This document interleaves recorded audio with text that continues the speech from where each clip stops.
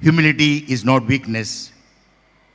Humility is not an insignificant virtue. Rather, humility is forever will make you great, closer to God, entering the kingdom. The first reading in this gospel, Jesus is telling he is a greater who was born in the world. Because John the Baptist pointed out others, Messiah, calling others for baptism. He asked everyone to look at Jesus. He says, here is the Lamb of God. Don't cling on to me. It is true. It is real. John the Baptist had many disciples in his time.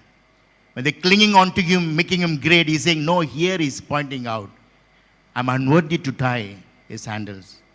Here Jesus says, the word least, the other translation, I'm telling, who is humble will be more greater than John the Baptist, he affirms. The first reading, as I was telling the people after the Babylonian exile, be ready. You're so humble, you're faithful to me. Be ready to restore your life, rebuild your life. He's calling them, you can cross the mountains. Your enemies will be swiped away. I will make you great, it's a call. What is that humility?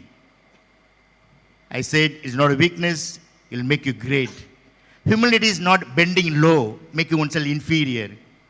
It is not less of yourself, rather making yourself less.